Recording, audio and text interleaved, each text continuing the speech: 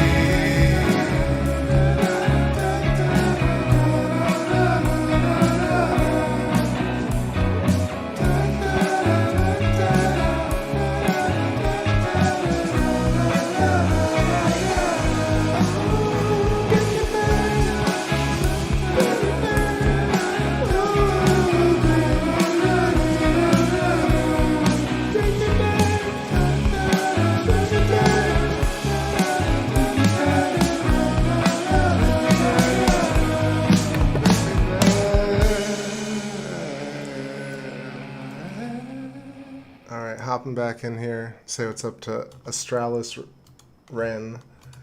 So yeah, I wrote you the comment, but I really, last stream I was really distracted, and I think you were trying to tell me that, and so I don't know, for some reason I misread it, misinterpreted it, so let me know if that's what you're trying to say.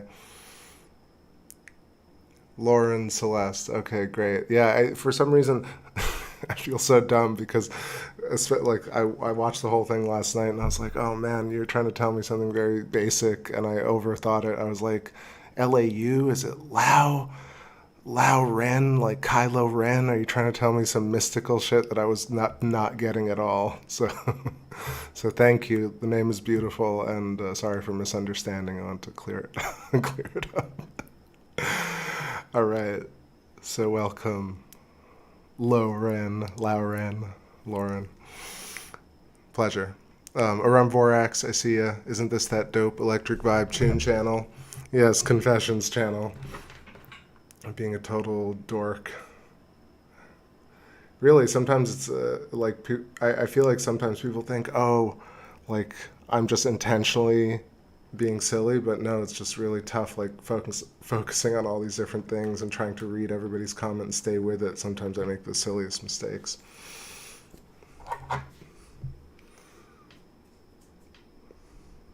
I'm all Rens. Awesome. All right, cool. Well, yeah, just chilling here for a second, getting in the zone. I was honestly just chilling, and I thought might sleep, might check on the moon. So I got up to check on the moon, and it was coming up beautiful tonight. So let's zoom in maybe a little bit before I kind of zone into the show and I forget to zoom in for everybody.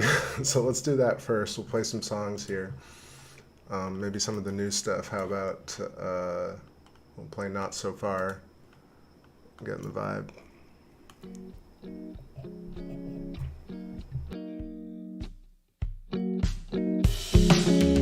Ooh, I saw you on the train. It's 9 o'clock.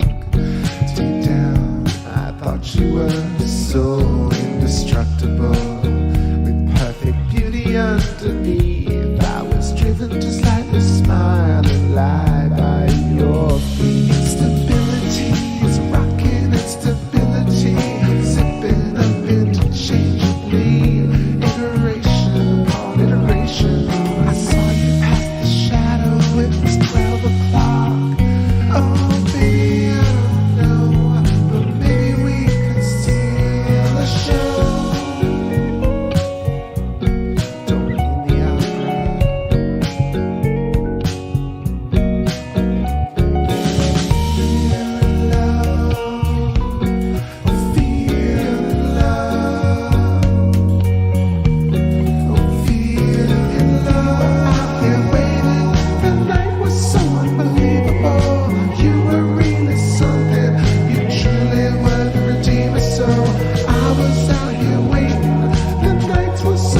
mean the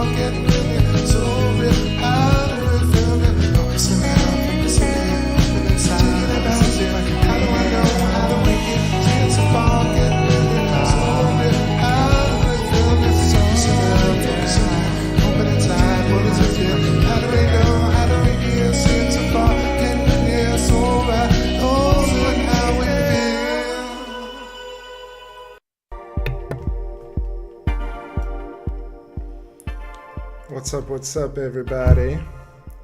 All right, 12:25, coming in hot on the east side of the moon right here. If you're looking east, this is 3 o'clock position.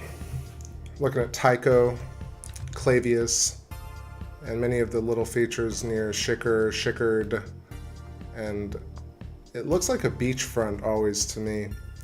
As soon as it settles, it's going to look really nice. We got clear skies all night and jams to boot. I want to hop in and say what's up to Copper Tropicals, up my OG. Nice to see you, much love. Shh, the koi are asleep for the winter. I hear you. All right, my koi knowledge is limited, but thanks for informing me. So yeah, let's stick here for a little bit. This is kind of the wide shot, so it is the 8-inch scope tonight on the Sony A7IV. Very cool little feature here, almost like a floating little Cocoa Puff. Floating Cocoa Puffs, now I'm hungry. So I was thinking maybe play a few tunes in a little bit. For now, just a couple more jams. And we'll tour this Terminator region and work our way left. Got a little bit of weird tracking issues. You can see this kind of slips every few minutes. I think it's the GPS acting all funny. All right, what's this next track here?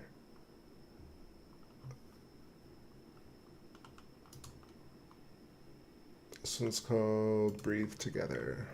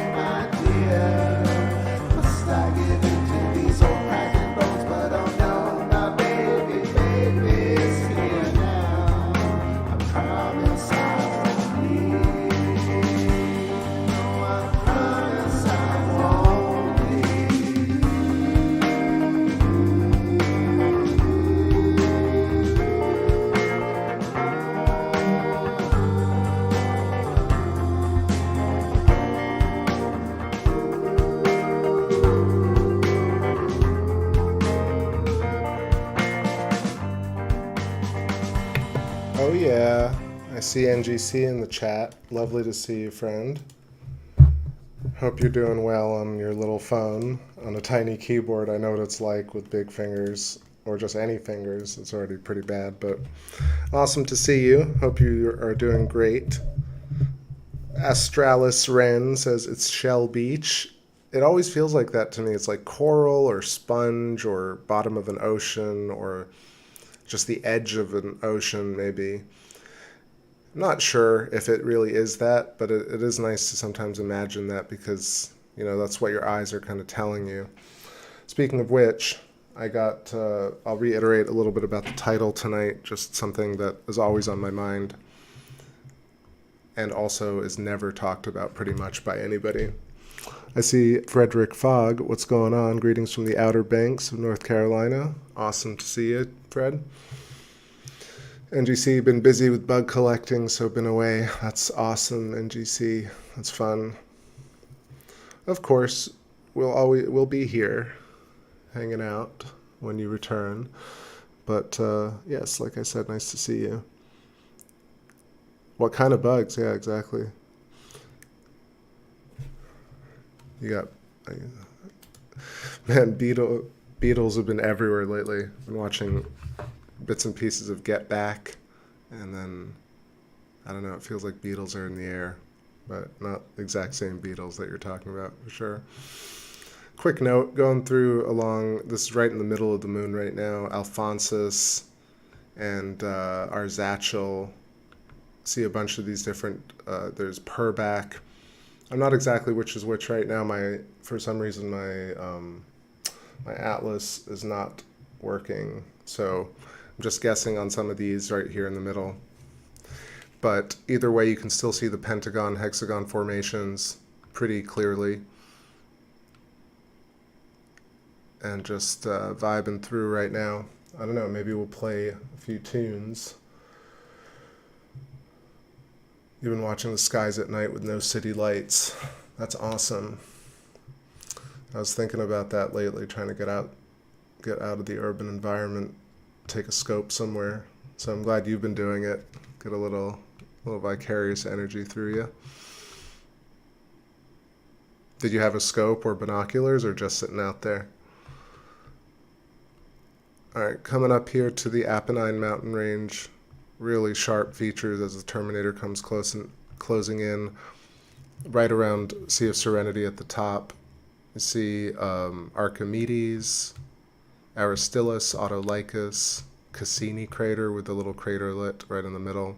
To the left of that, you've got Valles Alpes, Alpine mountain range, Plato coming up under my magnifier thing, and Sinus Iridum to the left, like full-on Mare Imbrium right here. Looking really great with the colors separation. Very fascinating. I mentioned it a bit earlier that I've been archiving not only the channel, but also going through and checking out some of the best clips that I've had over the years and all the different photos I've taken. And it's really interesting to just be able to look at the moon at different angles with your own work. Over time, you end up getting pretty much every shot that you really want. And also now I have a few more goals too. So it's really fascinating. Some stuff I'll talk about soon once I can put together some graphics. And nice NGC. No, just my eyes. That's perfectly fine, of course. Don't need technology all the time. But yeah, title of the video, The Eyes Emit Light to See. It's a simple idea.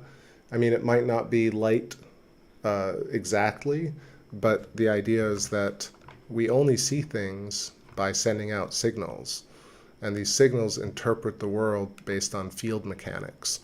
So interaction between fields is really how we actually see things. And I was looking it up today. I was like, let me see again for the millionth time, like, how do the eyes work? And you ultimately get to about 10 just totally ridiculous videos, and then a couple more in, you're like, all right, here's one of the TEDx or TED-Ed videos. And they're like, well, light enters the eye. It's like, and then the eye, the iris contracts. And I start to think, I'm like, there's so much attribution to this other. Like, the iris just, just contracts on its own. It just does this thing without us paying any attention, just has its own mind. And then light, just light is hanging around, just enters the eye.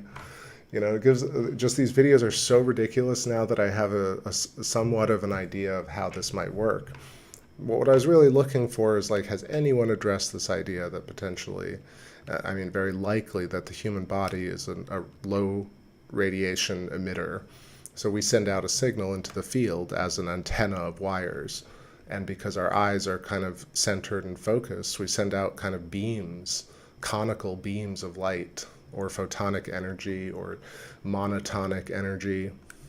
One idea I had was just we send out one half of the dipole, and the universe around us, the ether or the fields, are sending out another half of that, and the merger, this dipole moment, is the creation of a single foci, which is stored in these shells around the human body, the human biofield.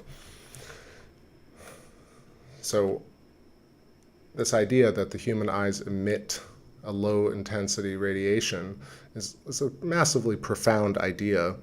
It's a simple idea, but it actually gives us some basis for how the human body interacts with the field, or the human body interacts with anything outside of us. Just this very ridiculous idea that light just enters the eye, and then it does all these crazy processes, versus light cascades along a Planck golden ratio function and golden mean spirals along a Birkeland filament, and it processes resonance in order to see. So it resonates with the field and creates what we see as sight. So that's just an idea. I wanted to put it out there. We'll talk more about it, of course, if you have any thoughts. But I don't want to overburden some of these big ideas with too much explanation, because I think, especially like something like memory is stored outside the body, people tend to have almost this psychedelic experience when you hear this statement, because it just really is something no one's really ever heard. I think the same thing goes for the eyes emit light to see. It's just purely like, how does light enter the eye, and what mind is controlling the iris and dilation, the pupil, what's controlling the red, green, blue cones and rods and cones, or the black and white rods and the RGB cones. And so you'll get to a place, neuroscience will tell you, well, the brain constructs this. The eye just is a detector, and it picks up light, sends it, and the brain actually reassembles everything. But I would argue that you still need a means for light to enter the eye. Why does light enter the eye in any structural way? And I would argue that it is because the human body is based on fundamental geometry. We emit low-level oscillatory radiation into the field. The field itself is oscillatory radiation at all scales. Therefore, we resonate with our eyes, our ears, our senses, with the field around us to create what we perceive as reality. I just think there has to be some sort of function, underlying function. So I see Joe Bristow in the chat, what's going on, says it would make sense, especially when someone can feel you looking at them. Right, so this is related to what Rupert Sheldrake talks about, this morphic resonance, or the morphogenetic field, or rather he's done tests. In addition to that, he's done tests that show that people can sense when they're being stared at. And as well, he's done the tests with the animals, with owners and their pets, in terms of humans coming home or having the sense that they're going to come home, and pets anticipating that feeling from a distance, even if they changed habits, even if they tried to trick them. So there is this sense of connection with the mind, of course. So hive mind, collective communities, groups of people. You walk into a room, you feel the vibe. You get bad vibes, bad juju from people. When you're together with a small group of people, you're creating, these bubbles of plasma, of memory and ideas together. So you're experiencing the field collectively. But not only that, if we're thinking fractally and on every order of magnitude, every single instantiation has the same type of resonance. So a hydrogen atom, a human eye, a human body, a planet, an idea, a letter, all of these things exist not only in contrast to the greater whole, but also as an oscillatory resonance with a particular frequency. And this frequency is what we resonate with, I think, this is how actually I think red, green, and blue rods in the eye actually figure out to be red, green, and blue because of a resonant frequency, not because there just happen to be red, green, and blue.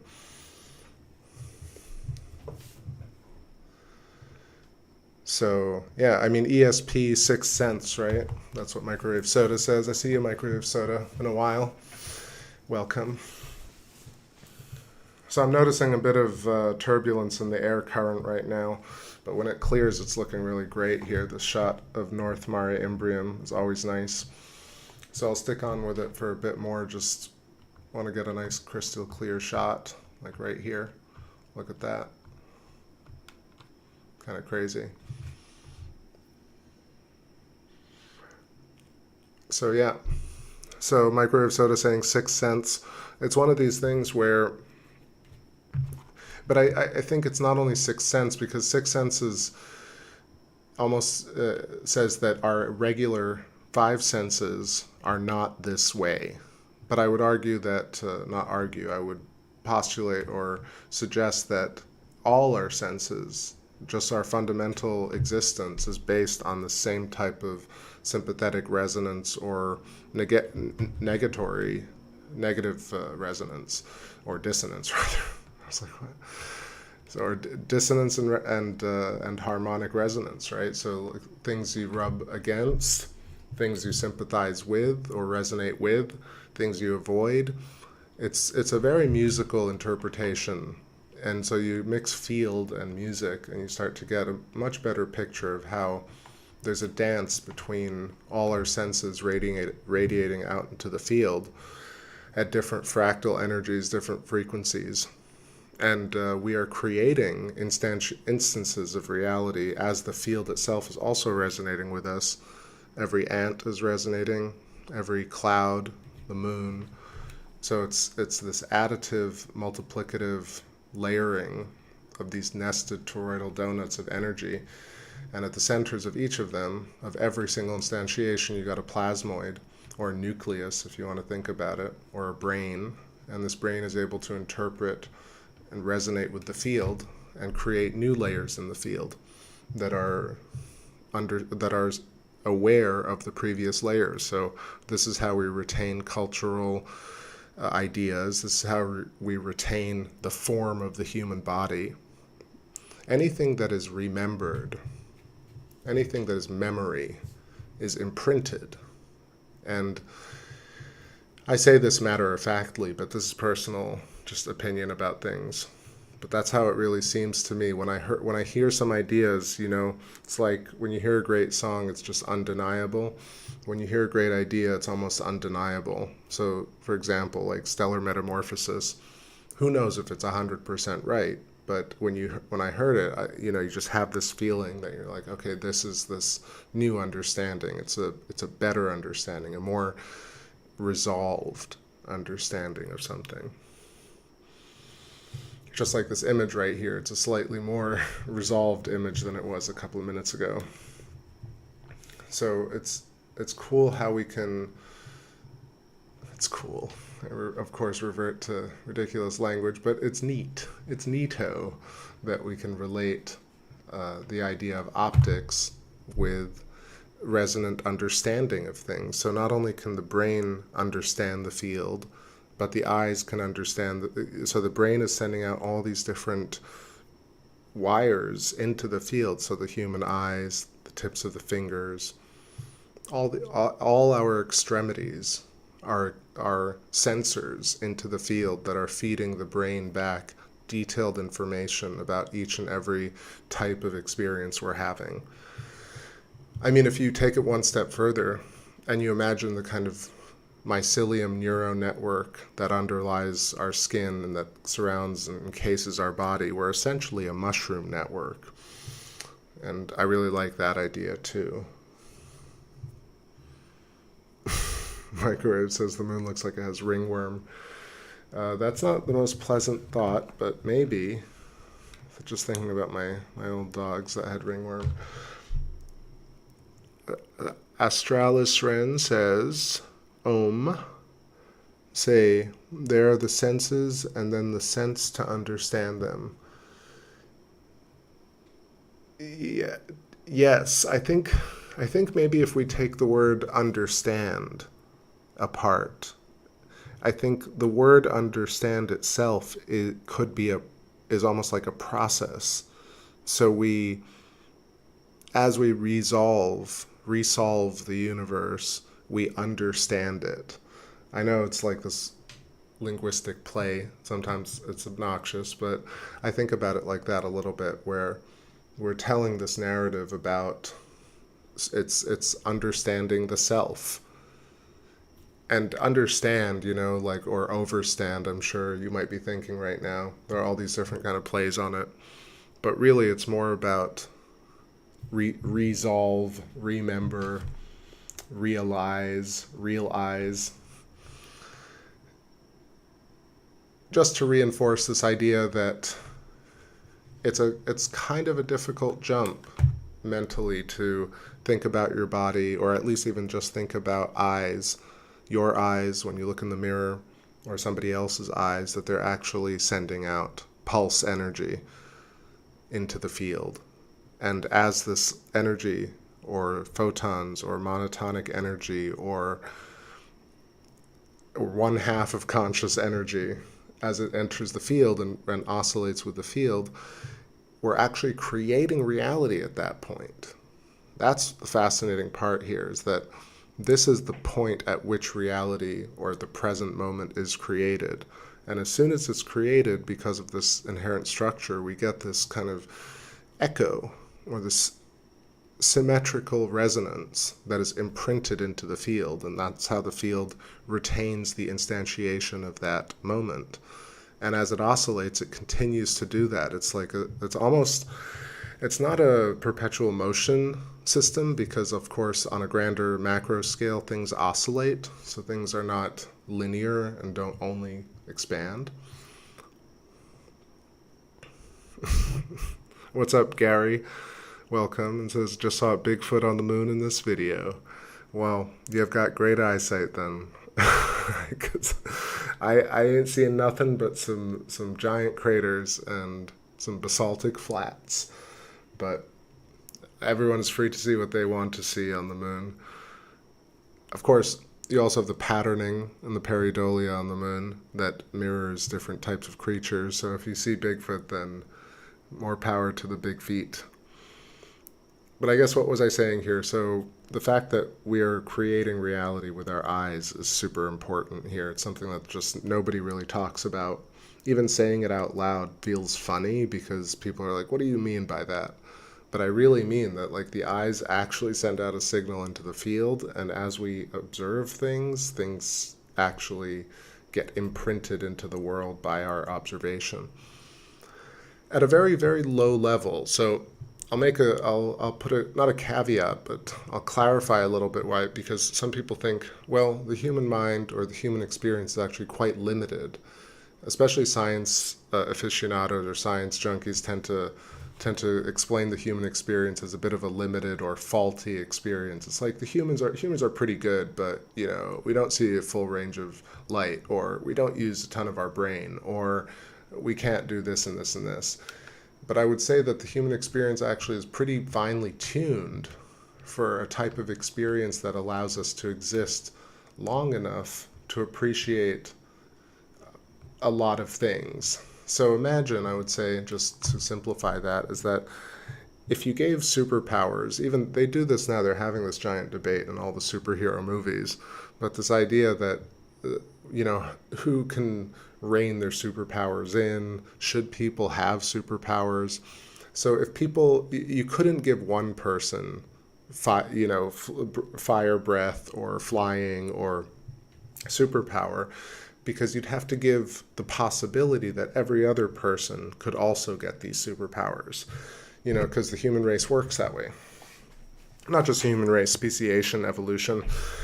So you'd get creatures and humans that would have such developed powers that they'd almost instantly destroy themselves. So the reason we ended up with what seems like a faulty or limited human system, I would argue, is a system that actually is perfectly suited to have a great experience, but not to immediately destroy ourselves.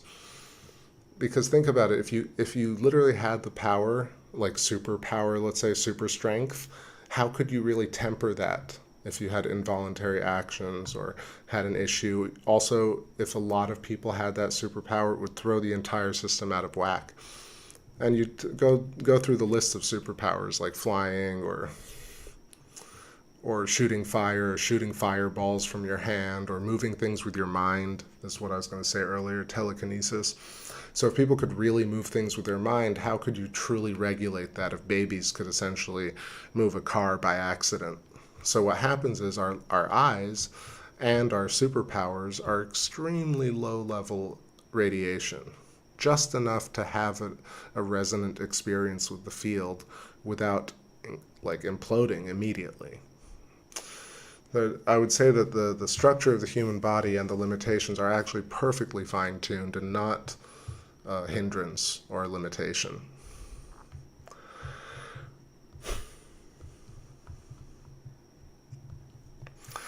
Gary Hansen says, I guess when a rock meteorite hits the CGI imaging of a moon, places a circle on it. I guess when a rock meteorite hits... I'm not even sure what you're talking. CGI just feels like a word that should die in the 90s. Computer Graphics Incorporated. Anyway, Microwave Soda says, Ether? It's a beast system on Earth. What do you mean by that? Like slave system or what? Let's see. Joe Bristow says, aha, double slit experiment. It proves the idea of observation playing a role in how particles behave. That's an excellent connection. Something that I've thought about recently and for a long time is like the observer effect that they talk about in quantum mechanics. It exists on all scales, but it's interesting because if you work at mechanical scales or rocket ship levels, rocket size scales, you need a ton of humans all doing small tasks to create a big task. And then when you're doing lab experiments, 2 or 3 experimenters can change the results of photons moving. And this has been proven for sure. I've seen tons of panels, Dean Radin, John Hagelin, even Brian Greene would admit to it, that there's an observer effect going on. So if you have an observer effect, how to understand it is quite easy because we ourselves are quantum effects. Like the human body is structured with light along a geometric field with the same type of resonance that makes up the Earth, the same type of resonance that makes up stars and planets and all the forces in the entire universe. Pretty much we are a fractal version of that. So humans are not removed from the experiments that we are making because we ourselves are light, observing light.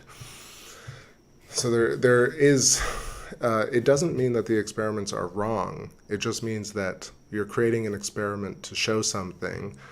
And if you create an experiment, you will end up showing that thing that you want to show because we are the creators of these things. It's almost like a confirmation bias via experiment. So if you really look into the double slit experiment, the scientists, when you conduct this experiment, you are essentially there. First of all, there's so many factors involved that I'm not going to get into them all now, but really where the lab is located on Earth, the entire magnetic signature of where the laboratory is located must have a different quantum effect or a different oscillatory effect. So if you're doing the experiment in Arkansas or in Sweden, it's completely, I'd argue not completely different, but I think you get different results. You get different speed of light, different gravity. All these constants that we think are constants are actually oscillations and resonances, and I feel like you would definitely get different results with different lab technicians, different laboratories, different parts of the Earth, different days of the month. I would argue solar storms.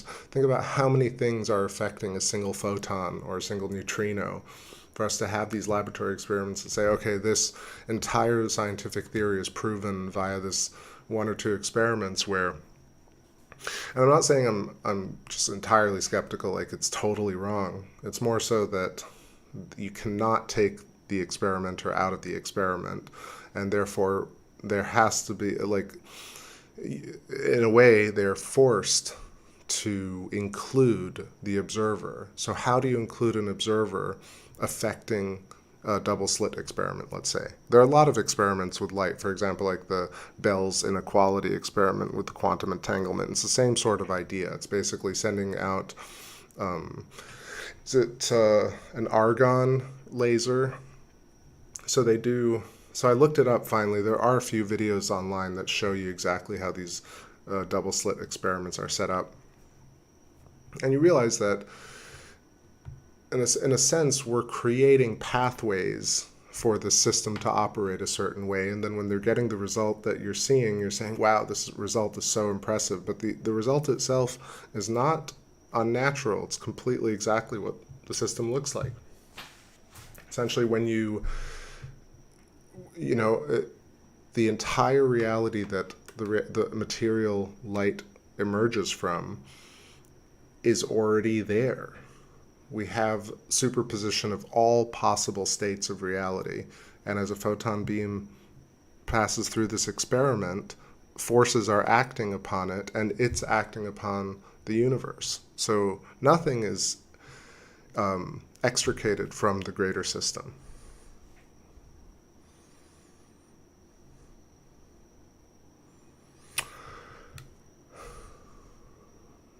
Sam Squatch. Gary Hansen says, look at the video of the moon landing and tell me why the flag is blowing in the wind. I've looked into that. It's one of those things that's very hard to 100% prove one way or another. I mentioned Jarrah White on my last stream, but I've seen pretty much the gamut of people trying to prove or disprove the Apollo landings based on the you know, there's a set of 10 or so reasons. And I'm not mocking it. I think it's everything is worth a look, but it's hard to say one way or another whether the flag was aluminum and they were moving the thing, and it's still very hard to also prove, mostly because if you look up, here's the thing about the Apollo missions, whether or not men actually walked on the moon, you can still send robots into space, because the pictures from Apollo, the 10,000 photos on Flickr, are just unforgeable. You just, like, you think you can fake them, but it just doesn't seem possible to me. So robots can get to the moon, therefore it's already kind of miraculous. You know, I'd love to know for sure if people can walk on the moon, but we'll see. Keep an open mind, you know.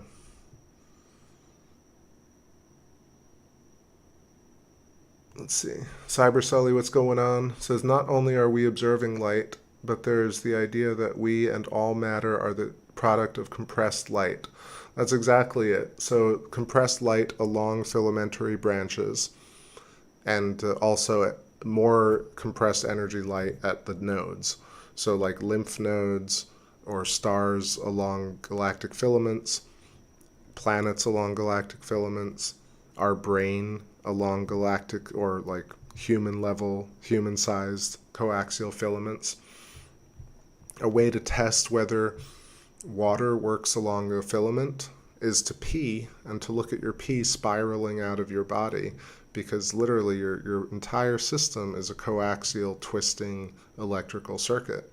And so the water emerging or instantiating out of the human body instantiates along a spiraling electrical invisible wire, if you want to explain it that way. But it seems to me that there has to be an underlying structure here.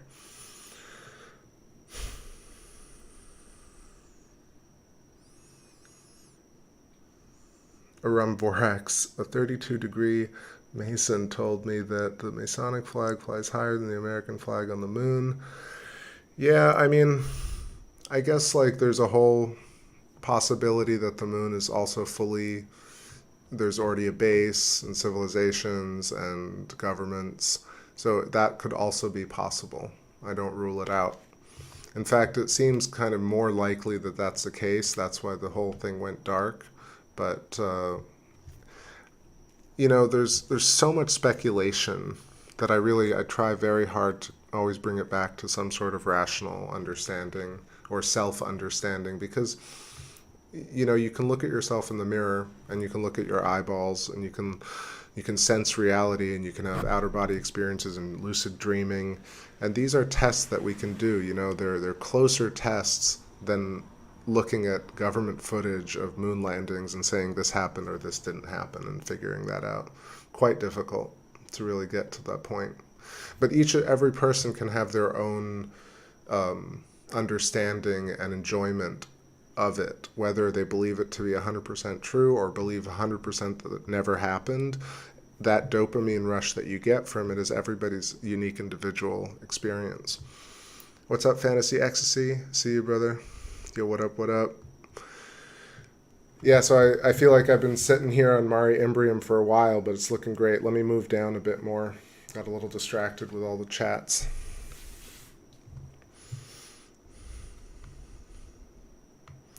Does that make sense? You know, I love conspiracy stuff, but it's really, you know, when it comes to kind of moving science forward or sharing science with a group of people, I think there are already so many crazy ideas that are as exciting, I think, as conspiracies, but also like right there for us.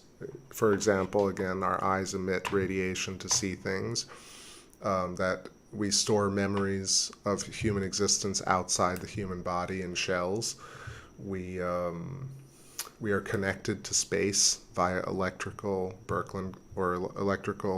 filaments. We understand the fundamental geometry of reality. There are a lot of really huge things that we can jump to and think about without really having to think about whether aliens exist or governments have bases on the moon. That's my take on it. Not to be a downer about speculation, because Maran Borak says pro sports are rigged. So my take on that is that, yes, of course, to a degree, everything is rigged, right? But even the idea of pointing a finger and saying that's cheating or that's rigged shows only your investment in that activity. Even if you think that activity is terrible, it's like somebody going and watching a video and then leaving a comment saying, I hated this video. I watched the whole thing, but I hated it. That's not to say people can't hate watch things, but I feel a little bit it's like either a victimization mindset or a I'm in total control mindset. And there's a sliding scale, of course, but I do feel like pro sports, of course, are rigged, but in a way it doesn't take much enjoyment out of it, right? It's hard to tell in a way. Like, you can imagine that, think about it, you can imagine that the NBA finals are rigged, but you can't 100% be sure that that's the case. So are you going to abandon watching a game with your friends, or are you going to just watch the game and try and enjoy it? So in a way, pointing out that it's rigged almost is like a pointless venture. At least that's where I've gotten. Not to say I've never done that in the past. I certainly have. Cybercelly says, how about the moon being hollow? The amount of conjecture is endless. Yeah, let's talk about that for a second. So I'm going to zoom out here so we can look at the moon a little bit more holistically.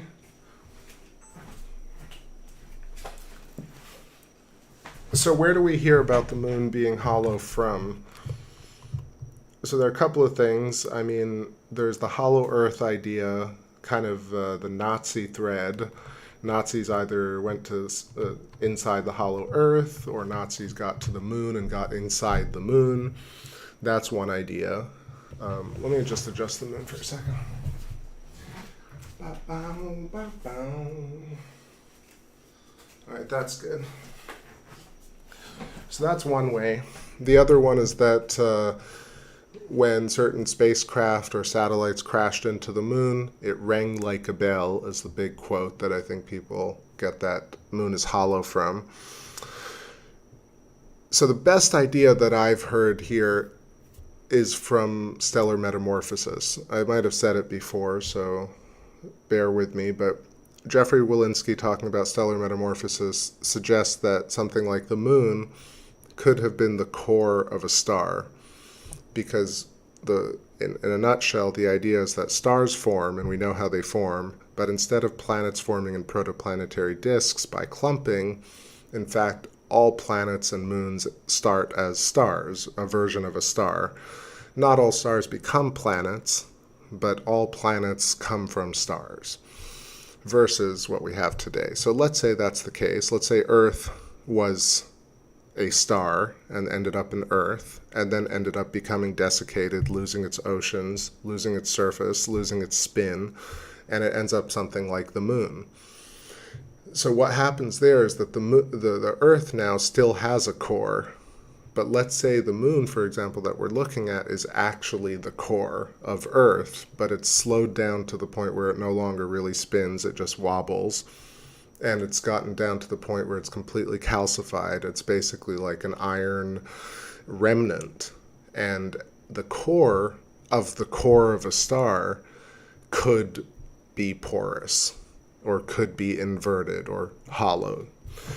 That's where I know that sounds like a stretch, but otherwise there's kind of no way to understand how the moon is hollow if the moon is hollow, but then Earth is not hollow. Earth clearly has some type of center.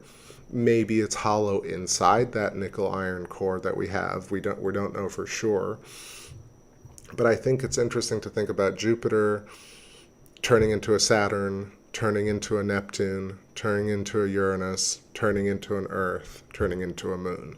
If you try and put that into your brain and think about how that might work in terms of spin slows down, mass is reduced, atmosphere is lost, complexity of life is evolved. And then over time, it gets to a golden age, the ripening age of Earth, let's say, and then it starts to deflate or to rot and desiccate and lose all its life and its momentum, its atmosphere, its spin, ends up becoming something like the moon. So that's where I feel like we could have a hollow moon, but an Earth with a core. Now, Wal Thornhill has definitely talked about Jupiter and potentially all planets being hollow, and I'm not sure he's really done enough in terms of convincing me of that being the case. The idea of Jupiter, of basically planets and stars forming by this idea that matter is attracted to the wires. So along the wires, when we have a plasma or an electrical, let's say a coaxial electrical filament, when these knots happen or these tensions or these torsions happen, when these wires start to cross and you get a plasmoid or a nucleus or a human heart, then the structure really follows the same rules at every scale. So I'm thinking that way we can have a hollow moon. We might even have a hollow Mars because Mars is desiccated, and Mars might be the core of a giant star. Earth might be the same thing, the core of a giant star. Now, yeah, what I was saying is that Wal Thornhill suggesting that Jupiter is hollow might not be correct, because if Jupiter is coalescing a core right now, Jupiter is forming a heavy core. Saturn has a heavier core than Jupiter. Neptune and Uranus have a heavier core than that. Earth has a nickel iron, like basically a very dense core. And ultimately, once Earth becomes desiccated, that core ends up becoming a moon. So I feel like that's the through line now when I think about hollow moon. Otherwise, very difficult to figure it out on our own. Lulu, what's going on? Says, it's made of steel and it's a space station. Aliens live in it. Well, that also could be the case, but again, extremely difficult to prove one way or another. Let's see. Fantasy Ecstasy, have a great night. Just catching up on this chat here. Sorry I missed you. Have a good one. I'll catch you on the next one for show. Fantasy says, what is that theory that the Nazis went to Antarctica and got in communication with the aliens, right? So I think, like, if I were to think, I didn't really, well, I've done a bit of research on it, quite a bit of research, but there's obviously a ton of data missing, and there's always more to learn. But I would say that if Tesla, Charles Proteus Steinmetz, James Clerk Maxwell, all the people that from that era, let's say early 1900s, late 1800s, were thinking about the same sort of thing, which is basically the field structure, electromagnetic, anti-gravitic, so ufology or UFO craft, anti-gravitic crafts, also this idea of telekinesis, morphogenetic resonance. I think this type of science is actually quite old. It may be from aliens, it may not be. Because it's quite logical stuff. It's something that can be derived by humans. Unless I'm reading from alien technology, I'm someone who's basically a college dropout who figured out some really huge ideas. So it's not so difficult that you can't understand it. It's tedious actually to get through the forest of all the different bad ideas to get to the right ideas. In my opinion, there might, everyone might think I'm wrong, but what was I talking about here? So the Nazis went to Antarctica. So yeah, I would imagine that basically in the 20s and 30s and 40s, everyone was trying to figure out the same sort of thing. So UFOs, anti-gravitic craft, remote viewing, telekinesis, ESP, and maybe even trying to contact aliens. But I would say that if you have the technology to create a UFO or to create an anti-gravitic craft, then I think you would focus more energy on doing it rather than looking for aliens. So that's one idea. The second idea is that, of course, places like Antarctica and other places that most people can't go to would be great places to do experiments and to hide things and to create all sorts of technology away from the public. So we all pretty much know that somewhere in our minds. We're pretty sure that that's the case. What else? We have Admiral Byrd's escapades to Antarctica and finding these pockets where there was... It almost mirrors the Jules Verne Journey to the Center of the Earth with Arno Saknussemm or whatever, where they try and follow this pocket of it's not tropical. It's almost like a, what do they call it, like an oasis at the poles. And so Admiral Byrd has the story where they flew some military planes down there and took a small crew, and they encountered like this invisible wall or this invisible shield, or they encountered some high-level technology. So there's that. We also have all the high-altitude nuclear tests like Fishbowl and things like that. There's a whole era of stuff like from like the 20s to the late 50s where we have bits and pieces, but I imagine there's so much more information about that. So that's just a little bit about that. I imagine that there are not only tons of different groups working on the same sort of thing, but that technology leaked or got moved around. We probably have technology that's a couple of 100 years ahead of what public knows about or can even fathom, I would imagine. Let's see.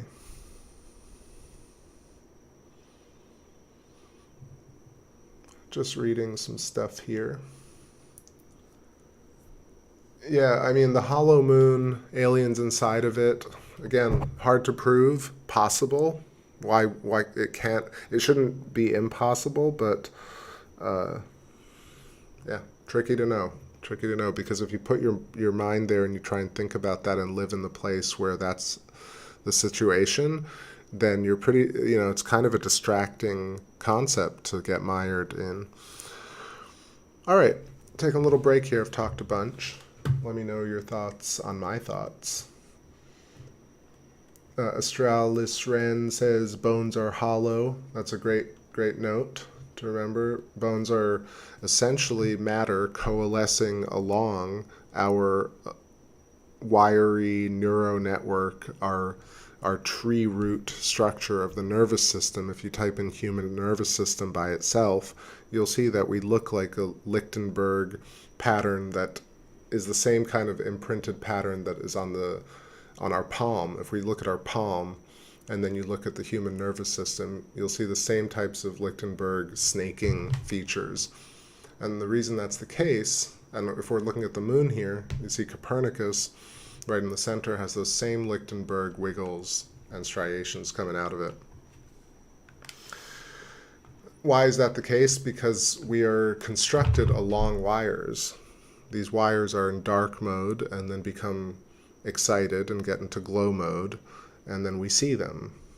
And we see them because we resonate with them. We ourselves are wires, and we see wires. So we are seeing the self and knowing the self conceptually, but also physically and metaphysically. I mean, I guess conceptually is metaphysically. Cybercelly says, I wonder where the wrinkles are from the desiccation process. Yeah, I think about that too. Like maybe the moon shrinking or growing creates some of these like Vallis Alpus, for example.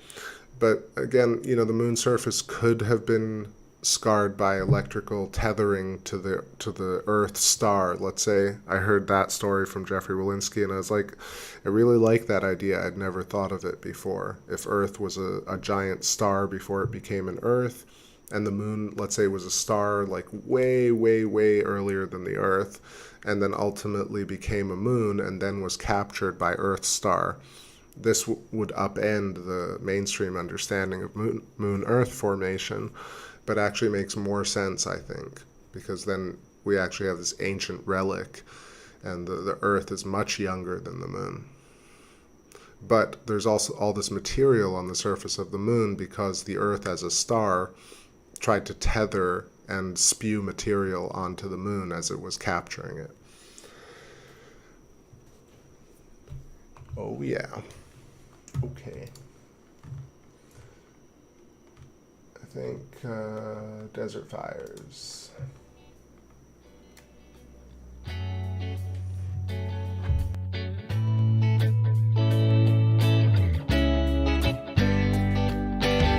Some lacking out, what mystery or love? In between the record, I found light had turned to dust. Rockets on the beach, oh, we knew just when to leave. I believe what's told, our story carries out. Our breath so inspiring. Oh, it's nothing like it thought it though.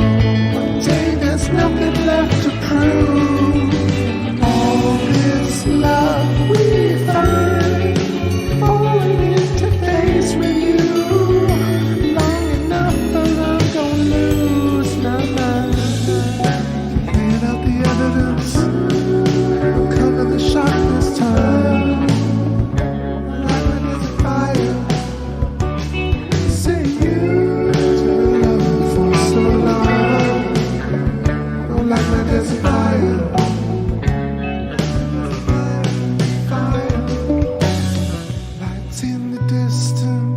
Slowly up the stairs, see ahead a lion sit alone upon his bed.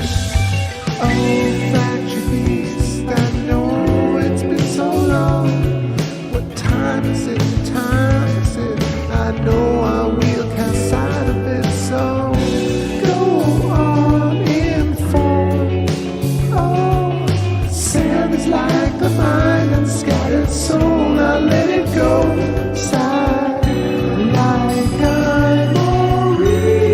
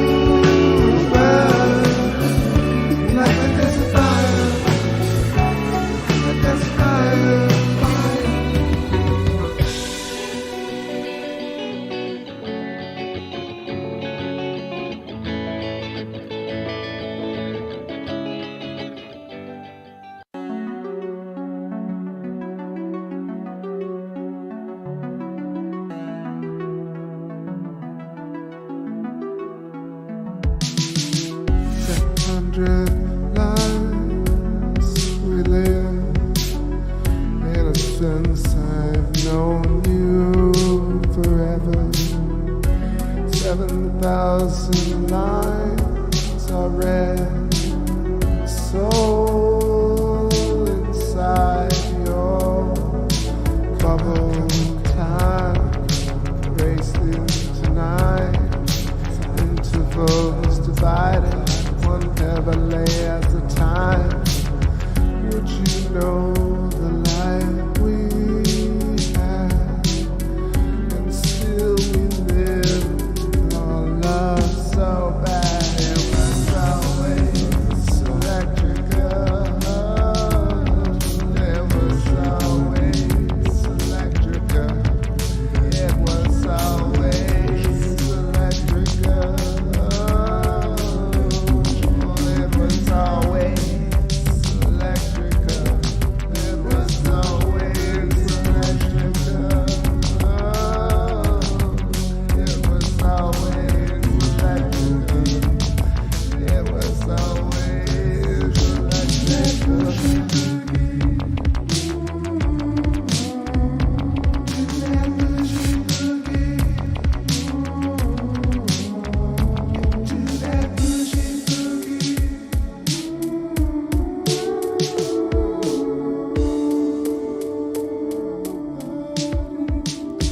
It's like a perception's garden, fractal harmonic diction, slowly giving rise to our carnival. We got so far, a reservation, guest stars. Never mind this old honeymoon, we can make some more. You're so beautiful, subtle energies. I told you once we ever, you know this forever. It was always electrical. It was always electrical. It was always electrical. It was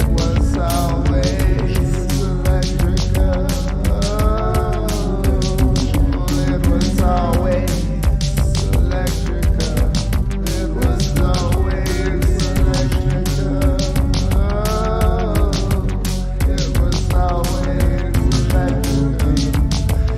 always electrical. It was always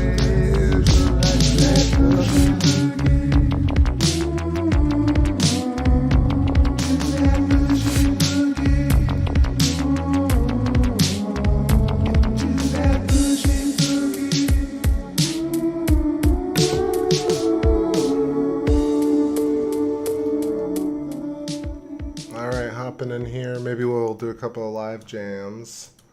Livey jammies. I see Attack Helicopter in the chat. What's going on? And Gregory Hartung. What's going on? Nice to see ya. Let me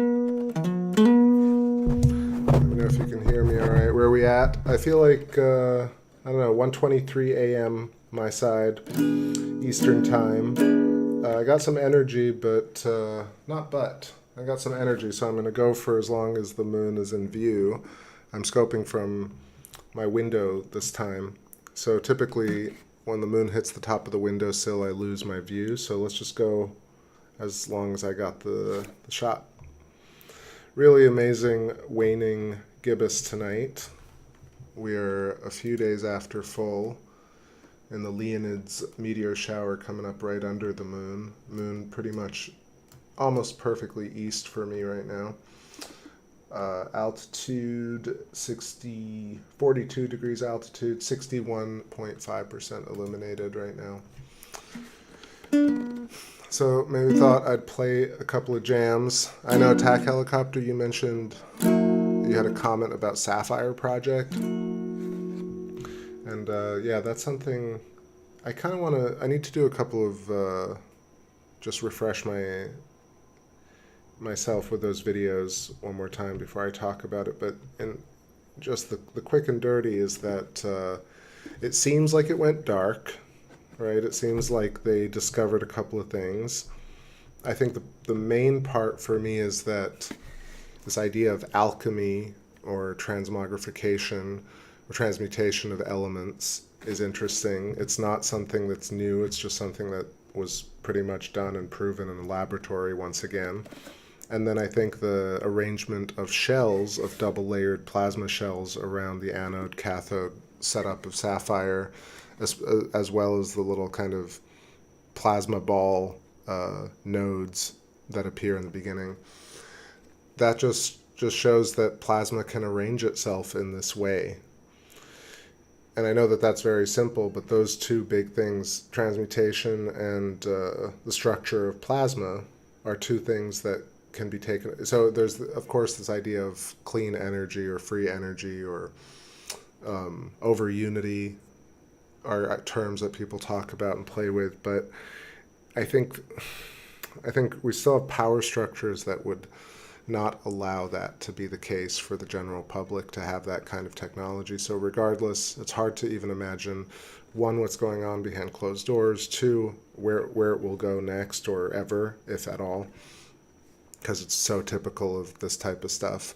However, I would say that understanding from it is pretty broad and it's public and people have seen what it can do, and it just reinforces a very powerful concept behind electric universe and plasma physics, and opens up a lot of questions and doorways into things like transmutation of elements and arrangement of plasma double layers.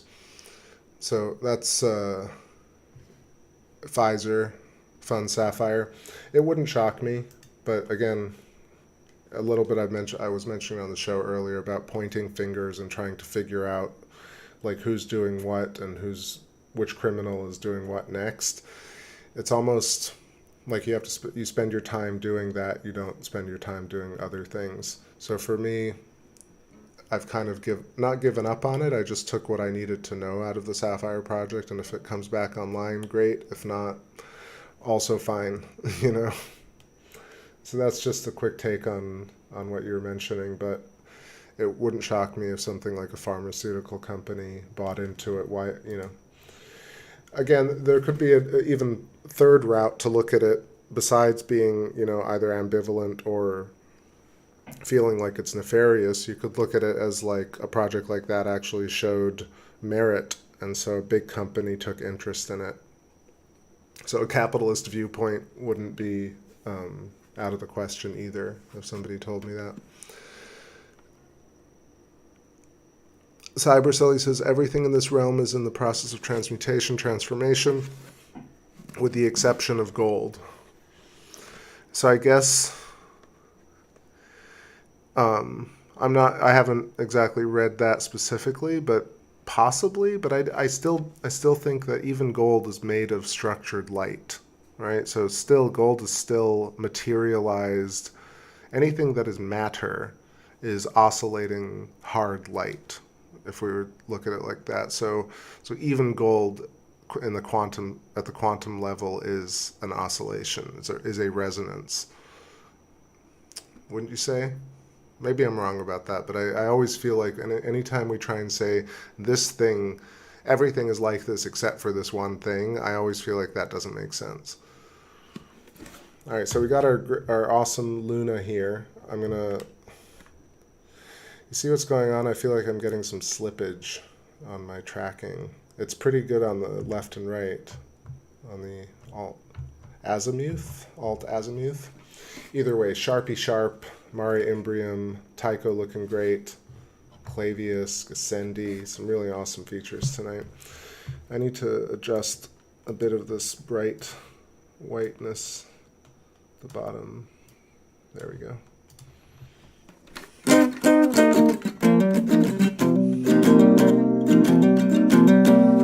I'm going to play this track here.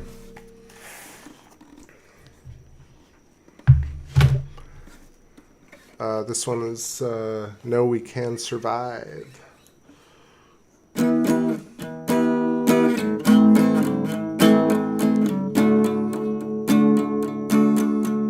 Cost of life delivers.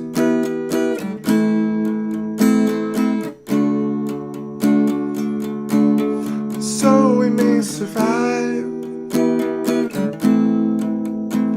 Oh yeah. And now we cross the river.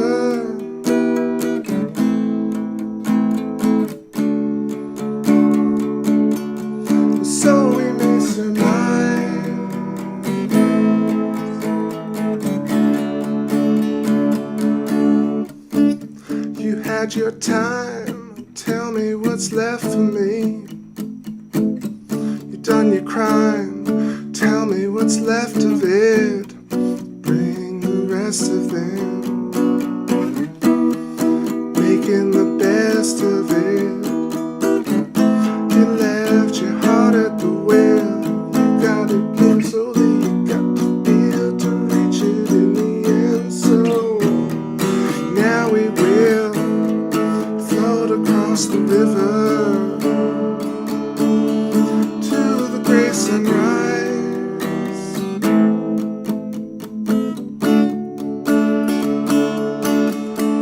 Now we cross the river.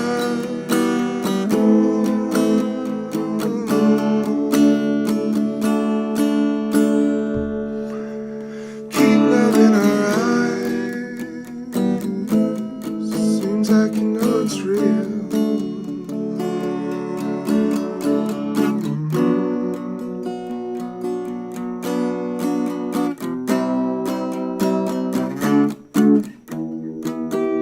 A little out of tune here. Let me adjust it a bit. Yeah, nice call, microwave. I think I hit the guitar as I was picking it up.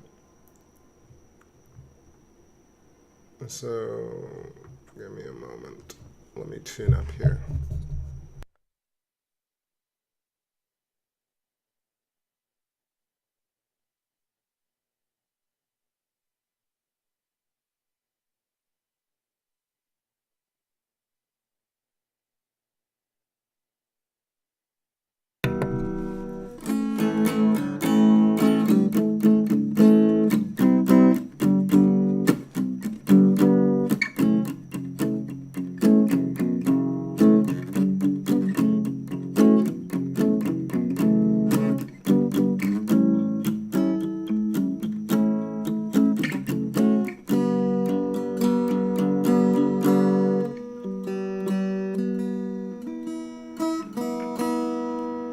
Sort of right.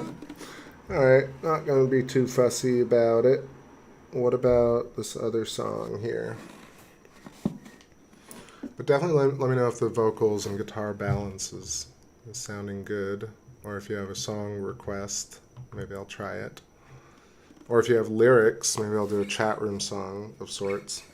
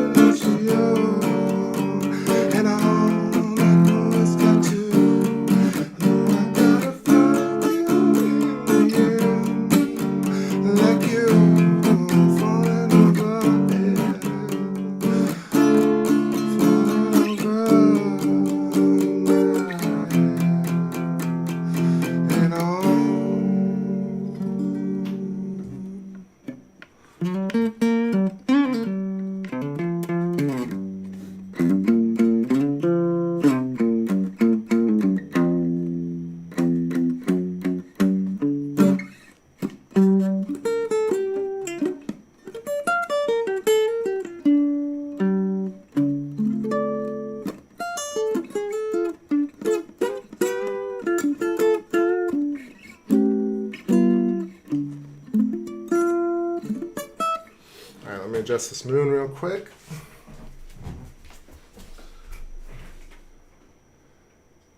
Couldn't be nicer tonight. Perfect skies. No disguise. Alright, so maybe Cybersully's lyrics or comments can be used as lyrics. Write the song about gold. Gold is the only matter that does not tarnish and break down over time. No, don't use Siri. Please, thank you. Cybersully continues with, a nugget today will be the same nugget in 1,000 years, even if left exposed to the elements. It's fascinating. I really should do some more research on that because I believe you. But I still feel like gold is made up of the same conceptual stuff as everything else. What make and model of guitar am I playing? This is a Yamaha, and it's an APX T2. It's like a micro acoustic electric. It's like the size almost like a large ukulele, but it sounds like a full acoustic. But it also is a little bit finicky because it doesn't stay in tune, and the neck is kind of small, so I'm always not struggling to play, but I got fat fingers. I got fat fingers.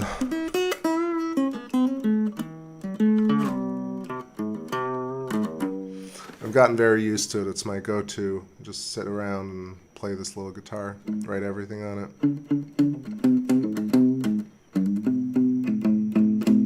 It's got a big sound for a small body.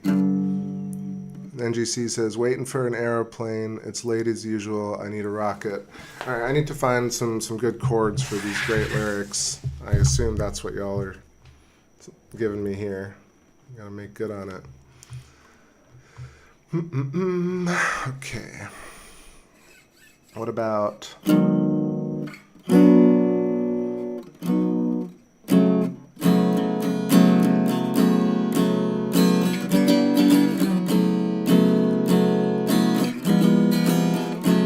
That's a bit weird and fun.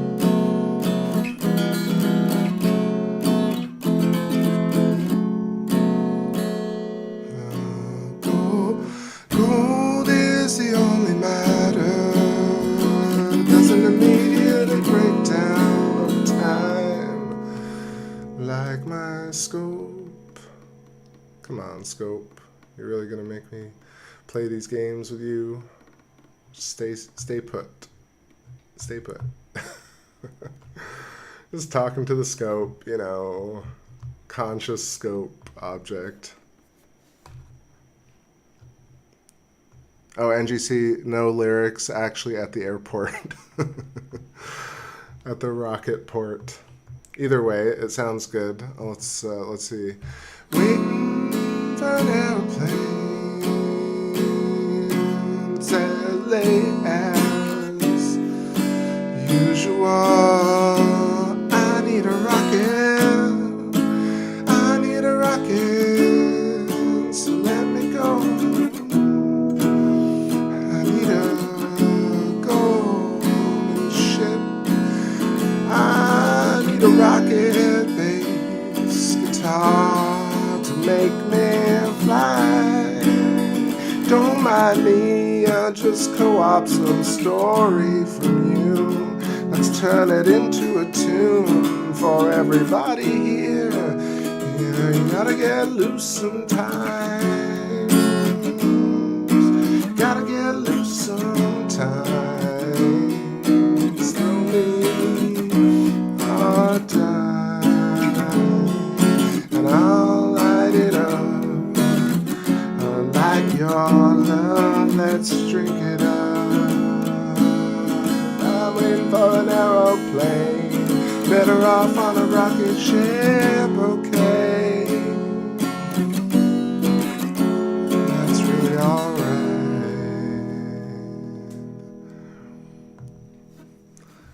I've seen gold pendants wear away super thin. It's not the same thing. It's not like breaking down. I've seen silver, platinum pendants wear away. That's not seen it too. I seen it too.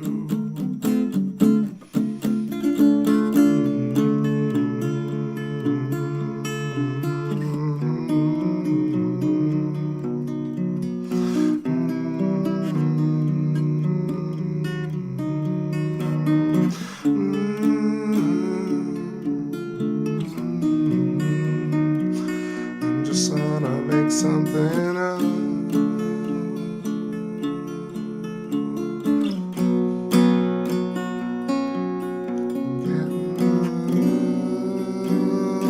Weird pockets in between my bubble spheres. Impersonal drones fired a number overthrown like lucid dreams I had. Taught me once when we were getting mad together in the desert. Together in the desert, we got wrecked in a house where your father slept with his gun under his pillow. I had to know 3 teeth under the pillow. You had to know.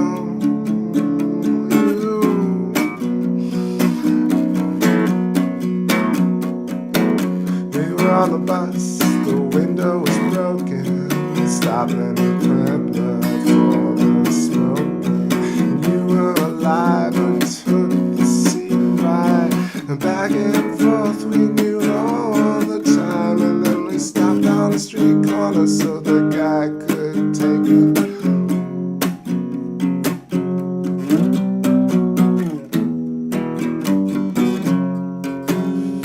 Take it.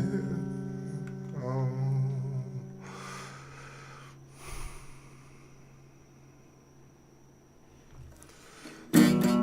Eyes on a rocket as the moon fade away. One is friction, the other's alchemical deterioration. Okay, it doesn't matter which the fiction comes from, that gold dissipates.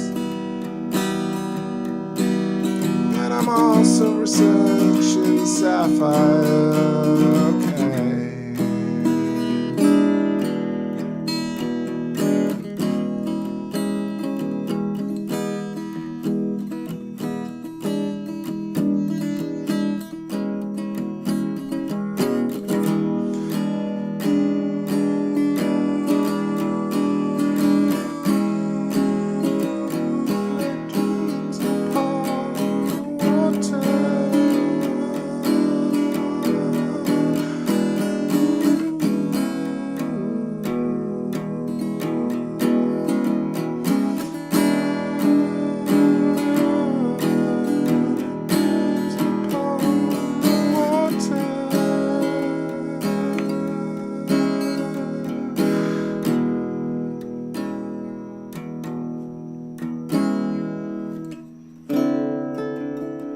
Seas don't slow me while you dream.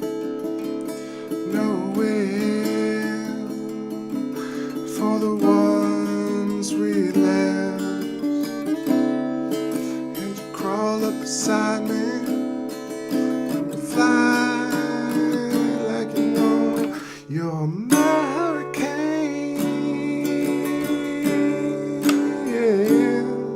No sleep when I lost you.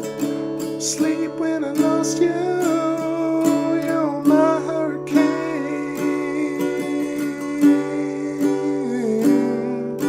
Sleep now I lost you. Sleep now I lost you. You're my hurricane.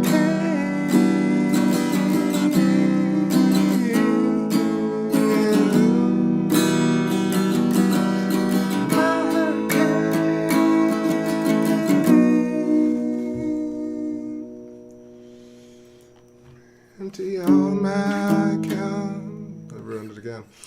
Empty on my account of being. gosh, I forgot these chords. Thought I would get it, but can't. So, let's see. This whole discussion about gold. Gold does not dissipate in a stream, as all the other elements around it melt away to expose it. Definitely got to look into this whole gold thing. Again, I feel like there's a whole thing with the monatomic gold and gold powder, gold dust. Just I find it very fascinating. All this alchemy.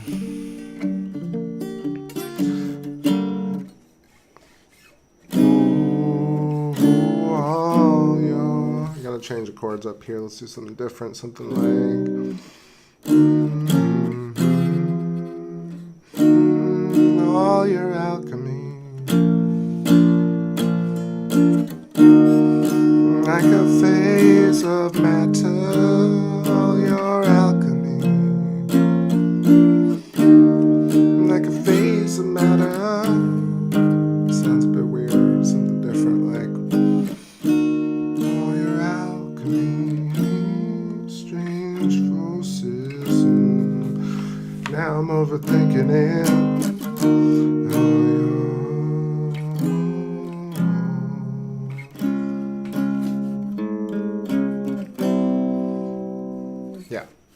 Now I completely messed it up. Trudging through the chords, trying to figure it out. Maybe I'll just play something I already know. Keep the vibes going. What about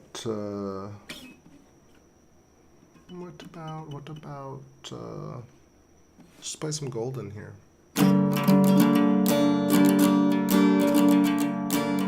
Don't want you crawl down my chimney. I don't understand your calls. Enemies like Easter bunnies. I don't wanna play the ball. 44 v 44. Not count sheep no more. Automatic Easter depression. Cash machines can go to hell. I don't need your Easter bunnies telling me what news to sell. 44 v 44. Not counting sheep no more. 'Cause you go down, oh deep down in the whale's belly we are. Those caterpillars multiply. Go down, oh deep down in the whale.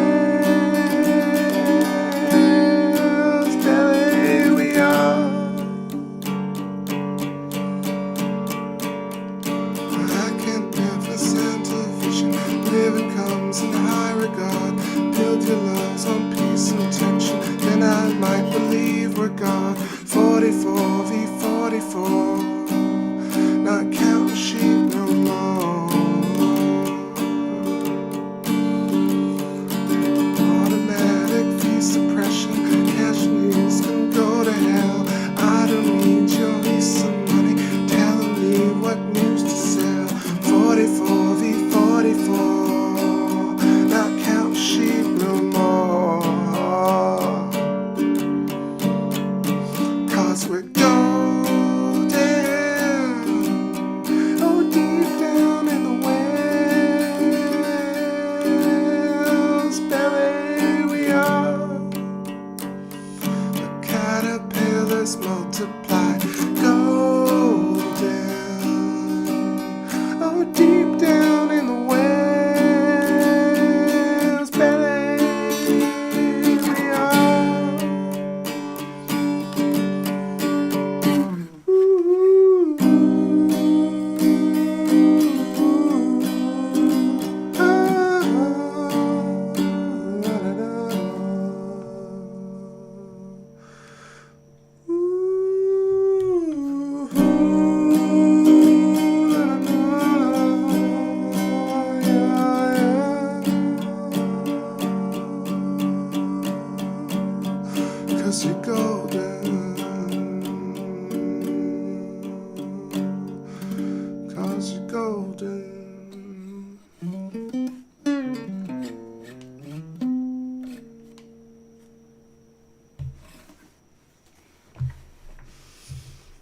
All right, rolling up 1:51 a.m.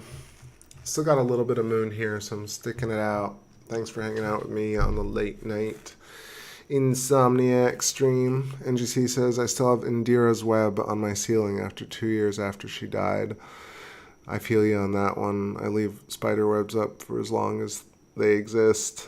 I have one literally drooping on my wall right now, but it's not the exact same thing as Indira's particular web, so I like spiders. More so than ever, I think.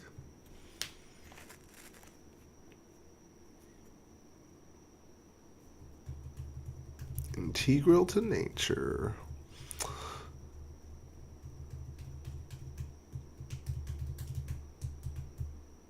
Arumvorax says, the Arumvorax is a mythological 8-legged badger made of gold. I love that. That's just so pertinent to the conversation. I didn't know that. I should have looked it up. Vor always like, and I just don't know why, but very cool. Lots of synchronicities. Anyway, a couple more tunes here, maybe just for fun. I love all those critters, each of them a really important part of nature's balance. You made a crop circle once.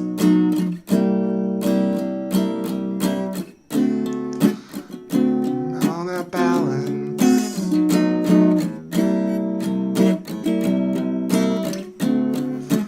I'm just out here counting beetles. I'm just out here counting beetles. I'm just out here counting insect upon insect upon. It's getting a little wibbly wobbly. Probably getting to the top of that window frame.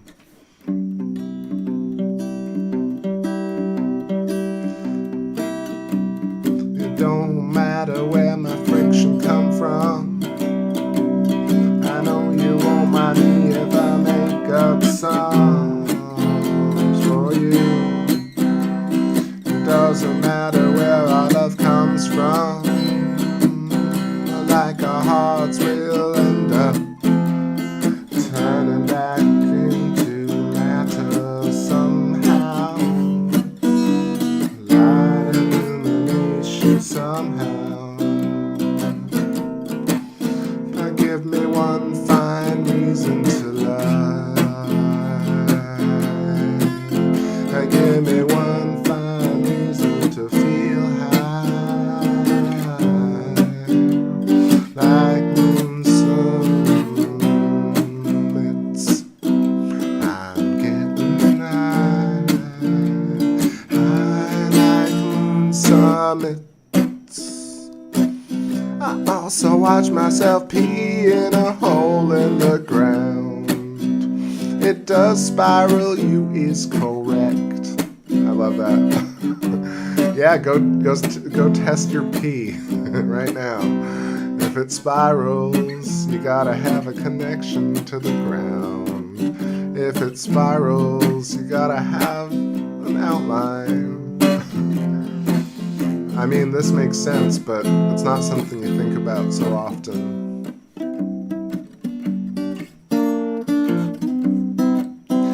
Like moon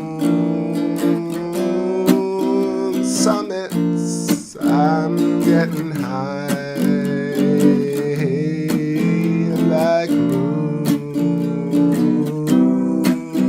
summits, I get by on 10,000 feet of smiles. Like moon summits, I'm getting high.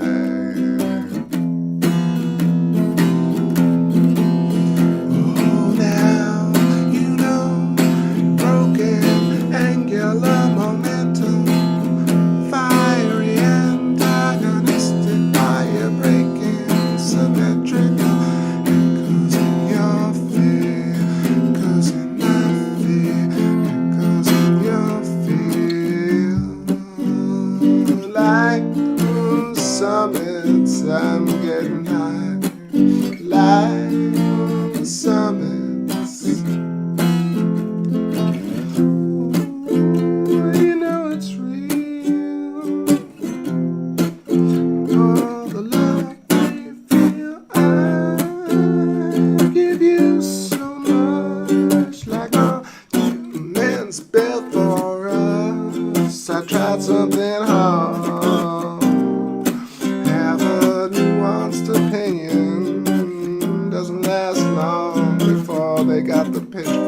they're coming for you.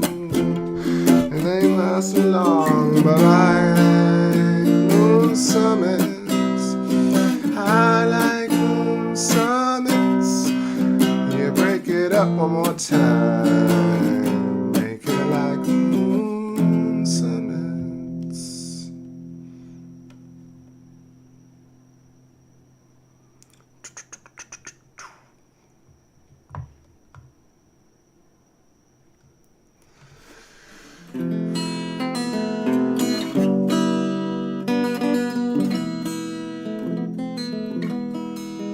The new homework, I guess, would be to, I guess it would be to see if you can tell if people are staring at you. I guess let's try some Rupert Sheldrake experiments. I guess, do you hear that? We got some aviary action going on. Yeah, maybe, morphic resonance experiments. I'm thinking. Let me think here.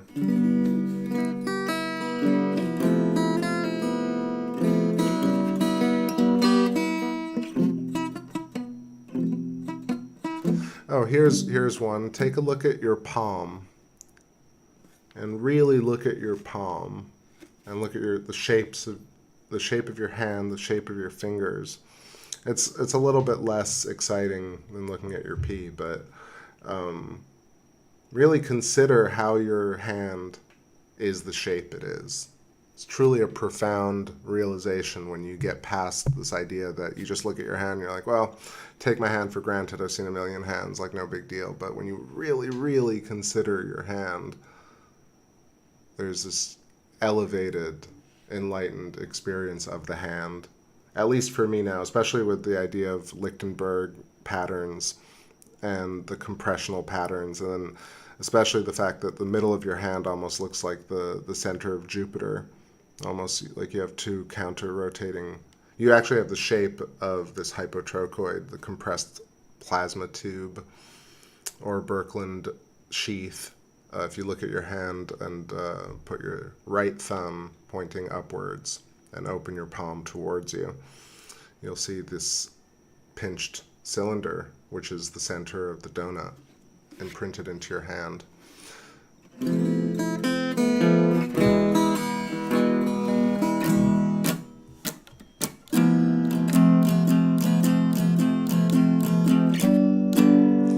Well, I mean, the whole pee thing I thought was more interesting than just looking at water coming out of any...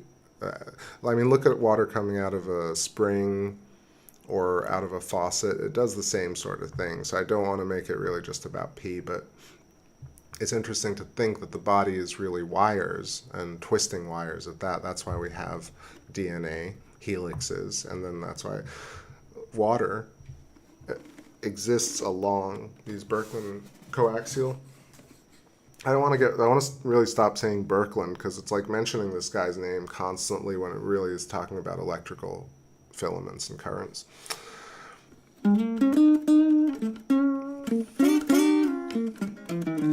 Gonna have to figure out what's going on with this drifting issue. It's weird because like it's a totally new thing. It's like the tracking is not broken and it just drifts, I don't know, 5 or 6 degrees and then it just stops. I feel it could be like the GPS acting up. Anyway, friends, 2 a.m. coming up to the end of the show here.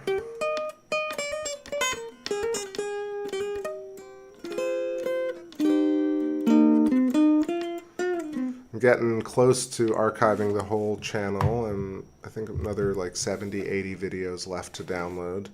It's a long and tedious process because you can only download it a couple of megs per second. And only 1 or 2 videos at a time.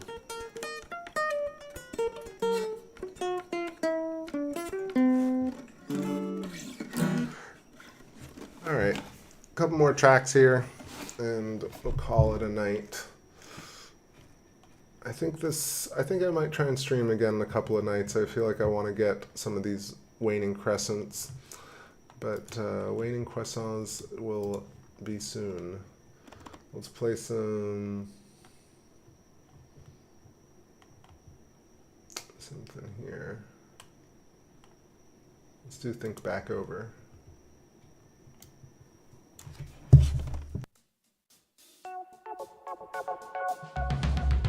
When I think back over your eyes, you're a cornerstone.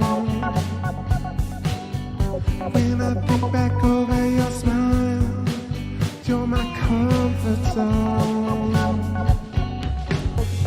When I'm in your field, so when I'm in your presence, so when I'm in your field, so no one like you, no two like you and me. Out by the stars, a sun for you to see. No one like you, no two like you and me. But I feel your soul, love sees beyond. I never thought to control your heart. Electric lifeline, a chain of stars. So I'll be whatever you want, so whenever you can, die whenever you go mean. Whatever you say is slow, whatever you come by, whatever you hide. See what is most to be seen and wasted forever. Oh,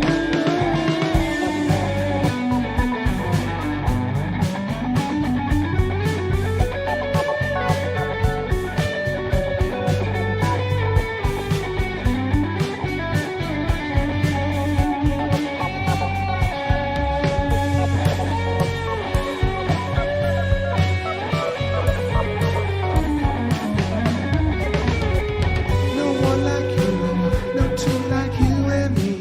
Out by the sun, a sun for us to see. No one like you, no two like you and me. But I feel your soul, that sees beyond. I never thought to control your heart. In another lifetime, like chains of stars.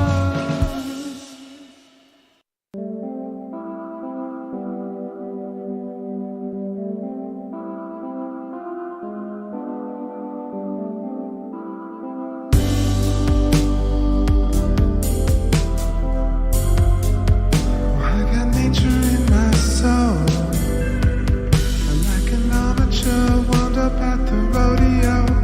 We live similar lives. Like you were wise, rise divine. But we got nature coming home. Like an artifact crashing through the dynamo. It's all up to you. Oh, believe it now. It's all up to you. Oh, believe it now. You got nature in your soul. Like an architect trapped inside a tornado. We got scientific knives.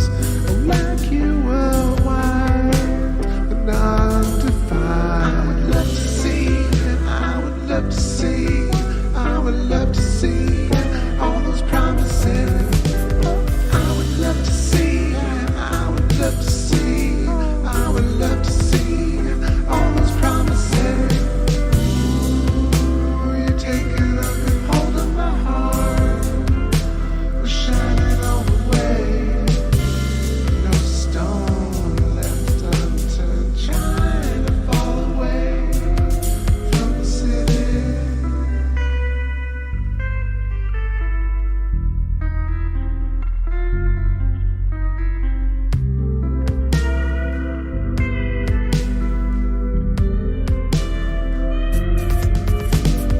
I got nature in my soul, I know what's on the second door.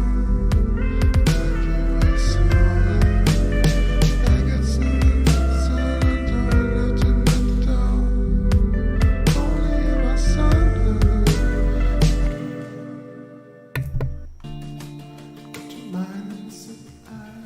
All right. So I'll play y'all this little demo right here, but I think I'm going to wrap it up. I'm getting a little sleepy. Maybe might make a little snack, though, because I got real hungry sitting here. I appreciate all of y'all hanging out with me tonight and every night, as usual. Lots to share, but, you know, I talked enough. I've had a lot of recent shows where I discussed it, and so I feel like I've mentioned most of the things that I'm thinking about. But there's always new and improved moon footage, and so I feel like that's what I'm kind of going to focus on over the next few months, kind of archiving everything, getting some of the best shots of the moon, trying to discover new things, really digest the next layer of lunar geology, really consider some of these ideas now that we're further along in the story. It was saunter, right? Croissants. That's very good. But yeah, I didn't catch it on the first round. So Lauren, appreciate you. Aram Vorak, Cyber Sully, Copper Tropicals, NGC, wonderful to see you. Nice work on doing the experiment. And I'm glad that you got some time out in nature under the stars. But awesome to see you as always. Attack Helicopter Cat, nice to see you too if you're still here. I think everyone's kind of already checked out. But anyway, Microwave Soda, and I saw Copper Chops, Gregory, Cyber Sully, I said that, Lulu was here, Fantasy Ecstasy, Gary Hansen, and Jello, and Annette. Alright, I think I got all of y'all. If you're catching this tomorrow, I hope you have a great day. I'm going to end with a song called Where I'd Go, and it's something really I don't think y'all have heard yet, and I'll be working on it still. It's really still in development, but it's kind of this surf rock style thing. We'll let our Luna go to sleep, or let me go to sleep and let the Luna continue on her journey. Peace be with you all, and I'll catch you on the next stream, maybe tomorrow or the night after. I'd love to get like a nice waning crescent, something really sharp around 23%. So I might stay up, what is it, like maybe 4 days from now, like November 19th. Let's think about that. All right, everybody. This is your captain signing off on another wonderful space stream. And I'll leave you with this. Peace, everybody. Made to sleep. I don't know where to go. Soul like a second eye. Took the pain that step aside. Even though there's something wrong, I don't know where we go. Can't leave yourself to die. Can't leave yourself alive. Put everything. So why did you are somewhat careful? Nobody's wrecking your body. It's only just waking some bust if you try. Your life is just time and your count is a crime. Living this vision of ultimate signs you don't know. Loving the symbols over and over like tin men born into slavery. I would love to break this whole damn illusion. Having such a partition, it's only fronts concealing it. Only once you're free from it. I would love to break this whole damn illusion. Having such a partition, it's only fronts concealing it, and only once you're free from it. Got your mind in a separate eye, got the soul in the circle fire, like a stone that's made to sleep. I don't know where I'd go. You got your soul in the second eye, drink the pain every step to die. Even though I know something's wrong, I don't know where you'd go.